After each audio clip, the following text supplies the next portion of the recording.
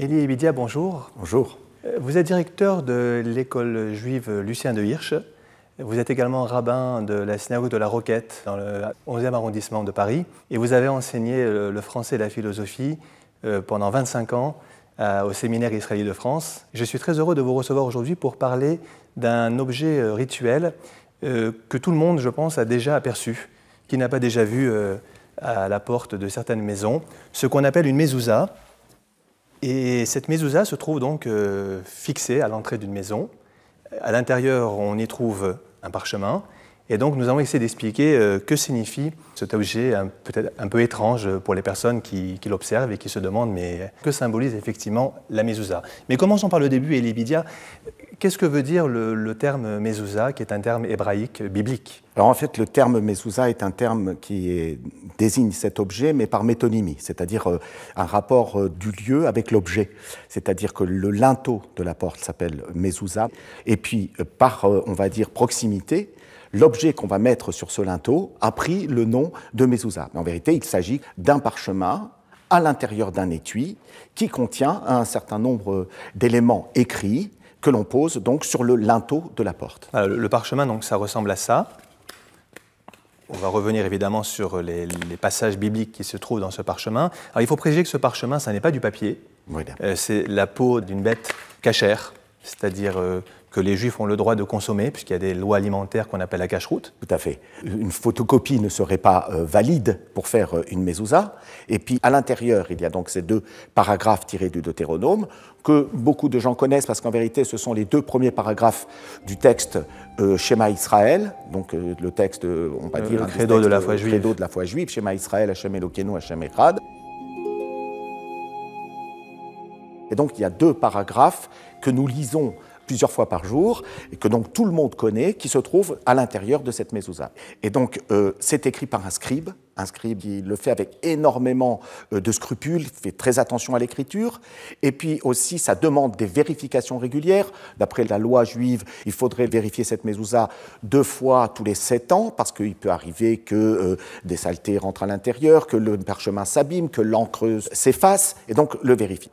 À l'extérieur, donc sur le verso du parchemin, il y a simplement écrit 3 lettres, Shin, Dalet, Yud, qui veulent dire Shaddai, qui est donc un des noms de Dieu, et en même temps dont les acrostiches signifient Shomer Daltot Israël, gardien des portes d'Israël. De là donc l'idée aussi, dans la tradition, que cette mezouza sert de protection à la maison. On a même dans le Zohar, par anagramme, on dit que Mezuzot donne Zaz Mavet, qui veut dire Dieu qui fait quitter la mort. Mavet, c'est la mort, et Zaz qui chasse la mort de la maison. Oui, D'ailleurs, ça renvoie à un épisode biblique très connu, mais qui n'a rien à voir avec la mezouza que nous pratiquons.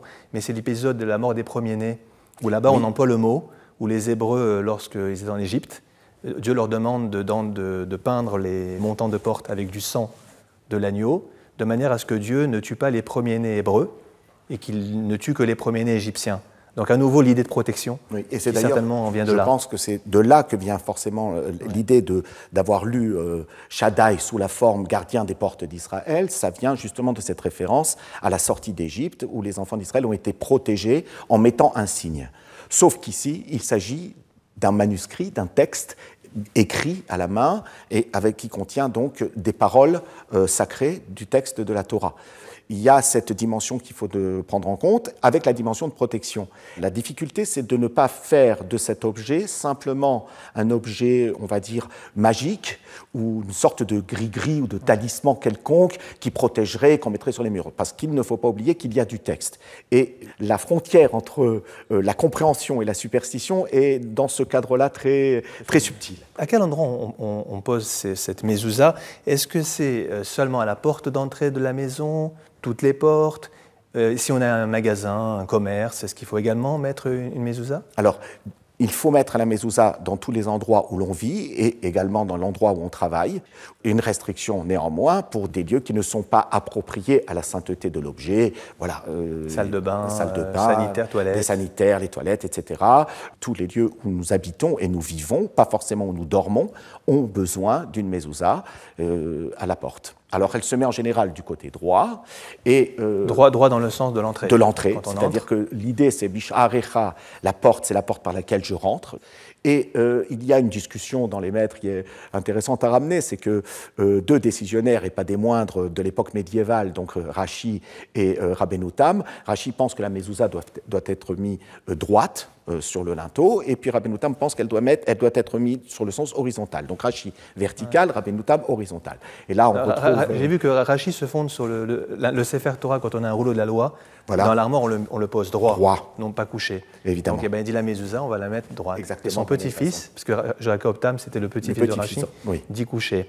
Alors du coup, on a trouvé un compromis. Voilà, c'est très joli, je trouve. C'est-à-dire qu'on va tenir compte des deux aspects et surtout faire que Rashi et Rabbeinu Tam s'entendent au moins sur cette question-là. Et donc, on a trouvé une position penchée, en biais. Et en général, donc, on dit dans le troisième tiers de la porte, donc il ne faut pas le mettre trop bas. Et alors, on a compris que l'essentiel, finalement, dans une mezouza, ça n'est pas ça, mais c'est ça. Oui, tout à fait. Alors, c'est vrai que l'aspect esthétique est extraordinaire. C'est vrai qu'on aime choisir une belle mezouza, mais il faut faire attention quand même que le plus important demeure le parchemin et la façon dont ça a été rédigé par le scribe.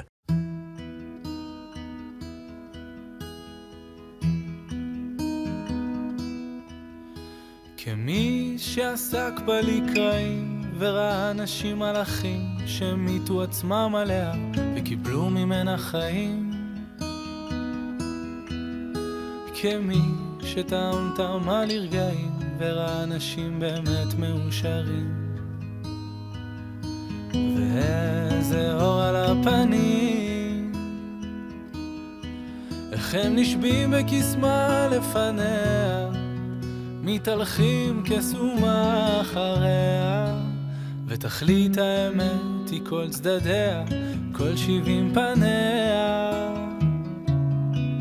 יקרה מפז ומאושר, נקנתי בעמל וביושר, והיא הדרך והיא האושר.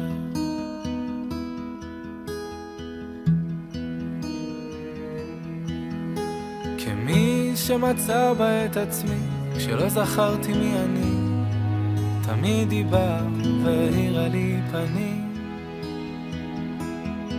אומרים שהיא כל הטובות שבעולם אם רק היה לנו מושג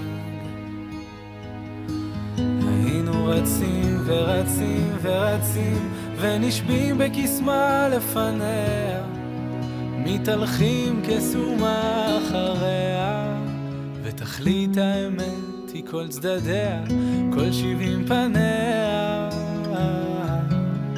יקרה מפז ומאושר, נקנתי בעמל וביושר, והיא הדרך והיא האושר. איך הם נשבים בקסמה לפניה, משתגעים מתלהטים אחריה, ואור החיים כל נתיביה, כל נתיבותיה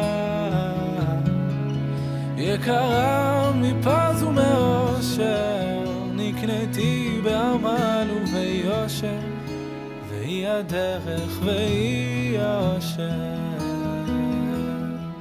כן היא הדרך והיא האושר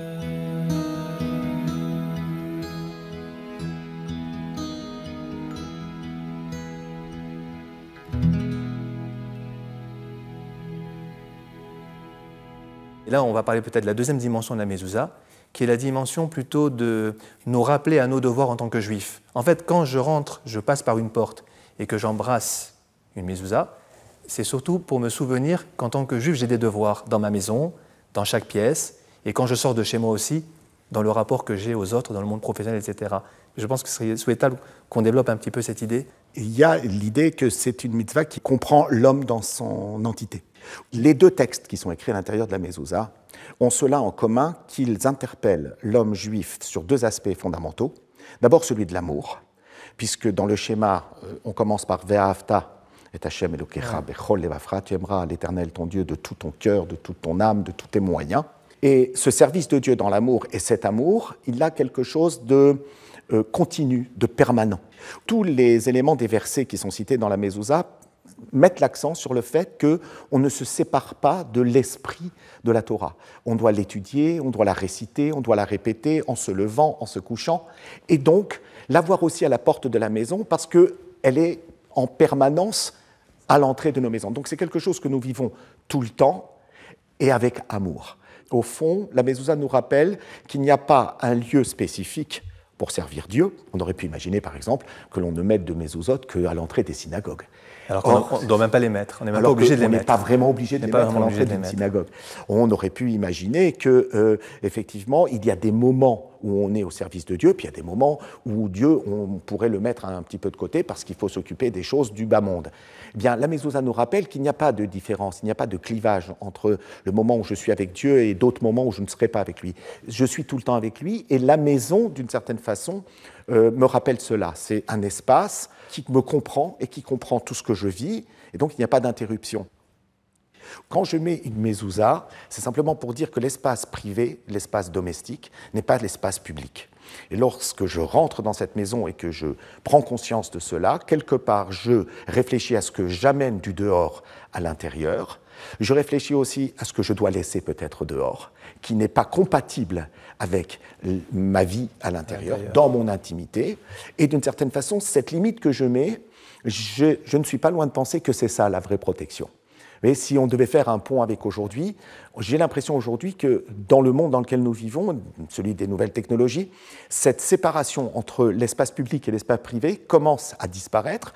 Le monde entier rentre dans nos maisons. Nous n'avons pas toujours la possibilité de trier, de choisir ce que nous voulons faire rentrer. La porte, c'est le lieu du choix, en fait. Voilà, c'est un filtre. Ça veut dire que finalement, à la porte, je ne m'arrête pas, et qu'en tant qu'être humain, ce qui me définit, c'est le changement. Et donc, en réalité, je suis en permanence, comme disait Elie Wiesel, l'être humain se fait de se défaire. Oui. C'est-à-dire que le fait qu'il change en permanence, qui le définit en tant qu'être humain, et qui fait justement qu'il peut aller vers ce que vous avez dit, la construction de soi-même, les choix aussi à faire dans ce que je fais rentrer ou pas rentrer chez moi, etc. Alors c'est intéressant parce que dans les textes qui sont ramenés à l'intérieur de la mezouza, il y a cette idée de totalité, de permanence de Dieu dans ma vie. Et en même temps, il y a quand même l'idée d'une différenciation. Je crois que ça c'est assez révélateur de l'esprit du judaïsme. Le judaïsme nous pousse à faire de la différenciation entre les espaces dans lesquels on se trouve. Tous les espaces ne sont pas neutres, tous ne se ressemblent pas. Je ne me comporte pas chez moi comme je me comporte forcément à l'extérieur, et je ne suis pas à l'extérieur comme je suis chez moi. Et ça donne quelque part une signification à l'espace.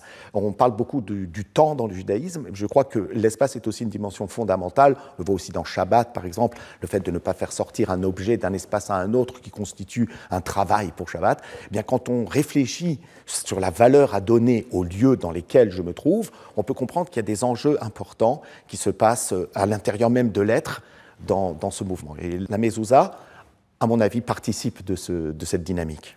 Rabbi Elie Wiesel, merci beaucoup. Je crois que grâce à cet échange, nous aurons compris l'importance de la mezouza. Bon dimanche à vous toutes et à vous tous.